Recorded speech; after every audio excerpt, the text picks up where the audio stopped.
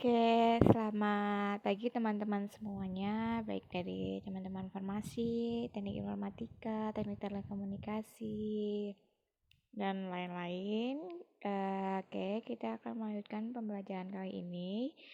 Kita akan membahas tentang ketahanan nasional.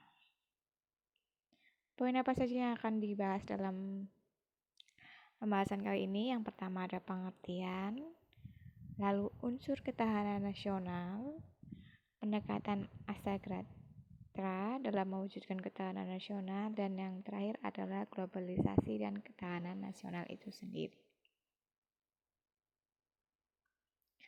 Yang pertama, tentang pengertian dan sejarah ketahanan nasional. Ketahanan nasional merupakan berasal dari kata tahan yang berarti kuat, dapat menguasai diri, gigih, dan tidak mengenal menyerah. Ketahanan memiliki makna mampu tahan, kuat, dan menghadapi segala bentuk tantangan. Sedangkan masuk dalam pengertian ketahanan nasional sendiri itu merupakan suatu kondisi yang dinamis, suatu bangsa yang berisi keuletan dan ketangguhan yang mengandung kemampuan untuk mengembangkan kekuatan nasional dalam menghadapi dan mengatasi segala tantangan, ancaman, hambatan, dan gangguan baik yang datang dari luar maupun dalam atau dalam suatu negara itu sendiri. Secara langsung maupun tidak langsung, ketahanan nasional ini jika memudar akan membahayakan pada dampak identitas, integritas, dan kelangsungan sebuah bangsa, serta perjuangan mengejar tujuan perjuangan nasional itu sendiri. Nah, ini teman-teman bisa baca nanti lebih lanjut tentang sejarah ketahanan nasional ya. Dimulai dari tahun 1960 dengan ancaman pengaruh komunisme dari Uni Soviet dan Cina. Nah, ini kan merupakan tantangan dari luar ya, ekstern. Kemudian tahun 1968 ada Lembaga Pertahanan Nasional menemukan unsur dari tata kehidupan nasional yang berupa ideologi, politik, ekonomi, sosial, dan militer. Tahun 69 ini muncullah istilah ketahanan nasional yang dirumuskan bahwa ketahanan nasional merupakan keuletan dan daya tahan suatu bangsa yang mampu mengembangkan kekuatan nasional yang ditunjukkan untuk menghadapi segala ancaman yang membahayakan kelangsungan hidup negara, yaitu bangsa Indonesia. Kemudian pada tahun 1972 diperluas menjadi sebuah hakikat ancaman atau tantangan, hambatan, dan gangguan ini. Ketahanan nasional diperbarui sehingga apa? Adanya suatu kondisi dinamis suatu bangsa yang berisi ketangguhan yang mengandung kemampuan dan mengembangkan kekuatan nasional dalam menghadapi dan mengatasi segala ancaman, hambatan.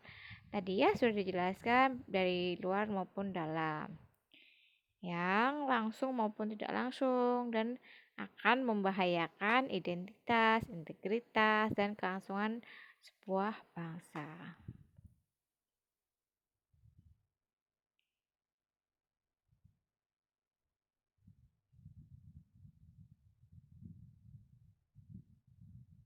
Nah, ini konsep ketahanan nasional menurut GPAN. Ada pembangunan nasional yang diselenggarakan melalui pendekatan ketahanan nasional yang mencerminkan keterpaduan antara aspek kehidupan nasional secara utuh dan menyeluruh. Yang kedua, ada kondisi yang dinamis, merupakan integrasi, ya, satu keterpaduan dari kondisi setiap aspek kehidupan bangsa dan negara. Lalu ketahanan nasional yang meliputi ketahanan ideologi, politik, ekonomi, sosial, budaya, dan pertahanan serta keamanan.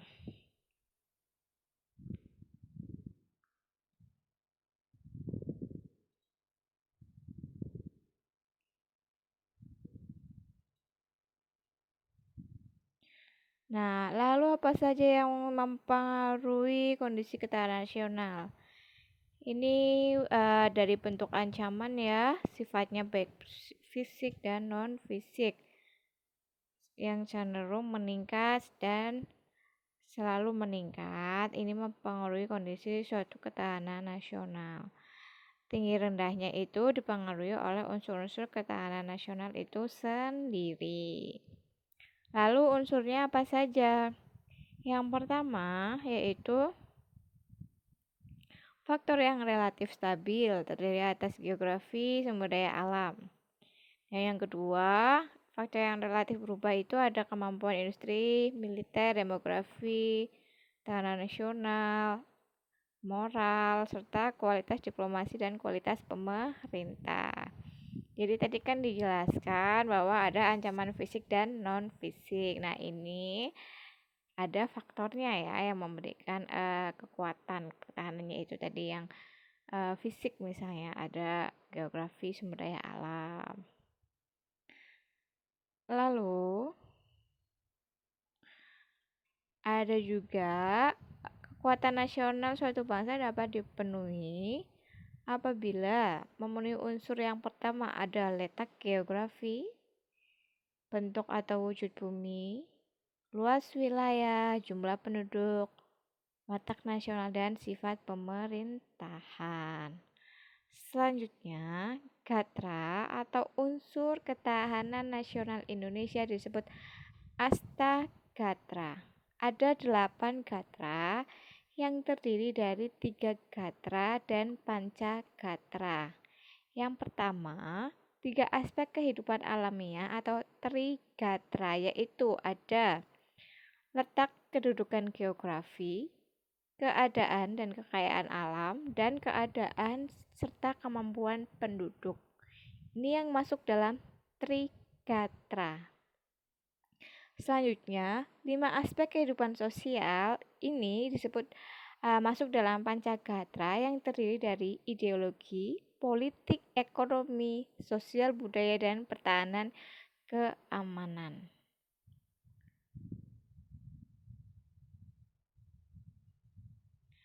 Lalu, bagaimana pendekatan Astagatra dalam mewujudkan ketahanan nasional? Yang pertama, ketahanan nasional merupakan pendekatan yang menyeluruh, yakni mencerminkan keterpaduan antara segala aspek kehidupan nasional bangsa. Yang kedua, pendekatannya adalah ketahanan nasional Indonesia akan semakin kuat dan kokoh jika dilakukan upaya pembinaan dan pengembangan terhadap setiap gatra secara terencana, terpadu, dan berkesinambungan. Tadi ya, setiap gatra baik trigatra dan pancagatra, baik yang alam, SDA, lalu ekonomi, sosial, budaya, keamanan, seperti itu. Itu harus dilakukan secara terencana, terpadu, dan adanya sebuah kesinambungan. Yang ketiga, pendekatannya adalah pembinaan ketahanan nasional dilakukan dengan menggunakan pendekatan Astagatra. 8 aspek tersebut yang merupakan keseluruhan dari aspek-aspek kehidupan bangsa dan negara. Lalu ada upaya pembinaan ketahanan nasional, yaitu pembinaan terhadap aspek sosial yang bersifat dinamis yang lebih mudah termasuk dalam intangible factor. Kedua, pembinaan terhadap aspek ideologi ada berkaitan dengan 5 nilai dasar yang di dalamnya yang dijabarkan dalam apa? Instrumental dalam Undang-Undang Dasar 1945. Yang ketiga, pembinaan kehidupan demokrasi dewasa ini mengarah pada sistem politik demokrasi dan budaya yang demokrasi. Selanjutnya, gairah ekonomi diarahkan pada landasan yang bertumpu pada kekuatan pertumbuhan ekonomi, pemerataan, dan stabilitas ekonomi. Dan yang kelima adalah dalam gairah sosial budaya, ancaman yang muncul adalah mudahnya infiltrasi nilai budaya barat yang sekuler, liberal, materialistik ke masyarakat Indonesia. Selanjutnya, Indonesia,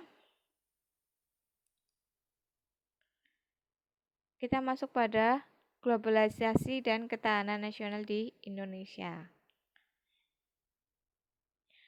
Konsep ketahanan nasional semakin penting di era global karena bertambahnya banyaknya bentuk ancaman dari berbagai aspek, berbagai unsur, dan semakin tingginya intensitas hubungan antar bangsa Indonesia dengan bangsa lain, serta individu dengan berbagai negara.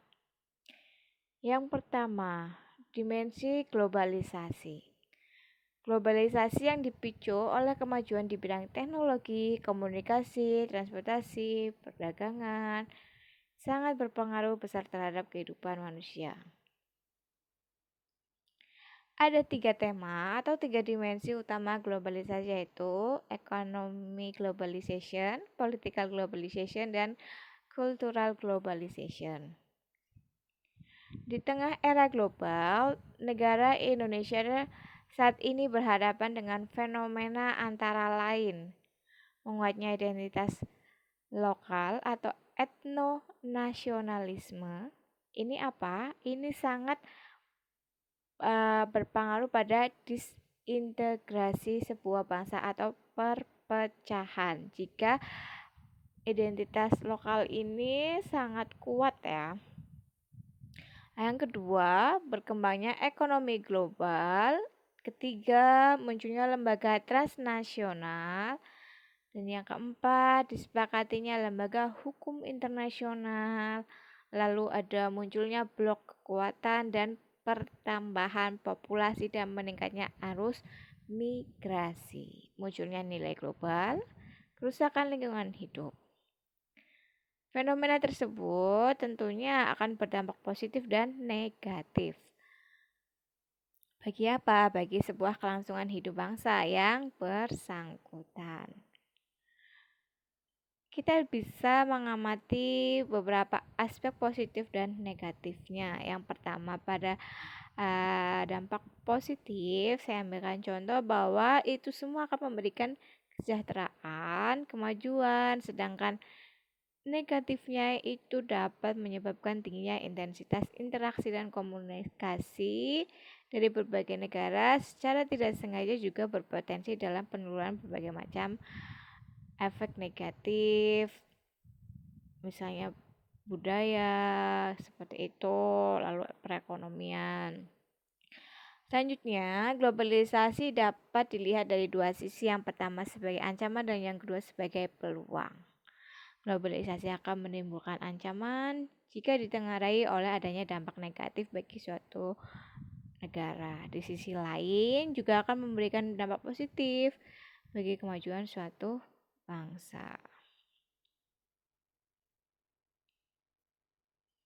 Nah, oke, teman-teman, kita sudah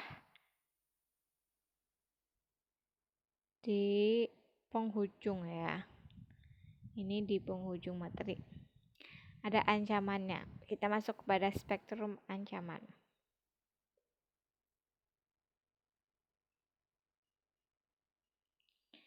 Ancaman di era global. Ancaman itu tidak selalu identik dengan militer atau fisik ya, atau perang untuk saat ini. Namun bisa secara non fisik yang dapat membahayakan kedaulatan sebuah negara, keutuhan satu negara, dan keselamatan sebuah bangsa. Nah, dengan mengetahui berbagai bentuk ancaman di era global, maka Ketahanan nasional menemukan relevansinya.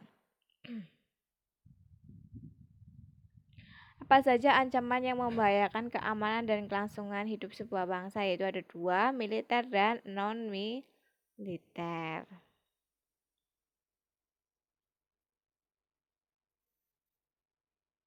Ancaman militer bisa saja dari agresi, pelanggaran wilayah, pemberontakan bersenjata, sabotase, aksi teror bersenjata, ancaman dari laut, udara, serta konflik komunal. Lalu yang bukan militer itu bisa saja contohnya adalah ideologi yang terancam, politik, keadaan sosial dan budaya, serta teknik informasi, serta ancaman berdimensi keselamatan umum. Ada contoh ancaman dari segi ideologi ini, contohnya adalah gerakan kelompok radikal. Lalu contoh ancaman dari segi dimensi politik, yaitu ada politik luar negeri, itu adalah ancaman suatu negara dengan tekanan politik, ya, atau blokade politik. Lalu dari dalam negeri sendiri itu juga contohnya apa? Penggunaan kekuatan mobilisasi massa yang saat ini ya sering marak terjadi. Ini ada bentuk yang ekonomi, contohnya apa? Contohnya misalnya internalnya, inflasi, pengangguran yang tinggi. Lalu contoh dari eksternal adalah ekonomi yang buruk, daya saing yang rendah, ketidaksiapan menghadapi era globalisasi. Kemudian ancaman yang berdimensi sosial budaya antara lain didorong oleh isu kemiskinan, kebodohan, keterbelakangan, dan ketidakadilan. Ya, sudah. Ini yang terakhir misalnya contoh dari ancaman dimensi teknologi dan informasi.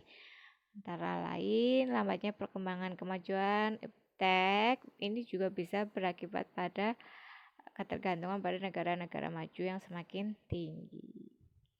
Nah, teman-teman, terima kasih atas perhatiannya. Kita akan lanjut di materi berikutnya. Sekian dari saya. Assalamualaikum warahmatullahi wabarakatuh.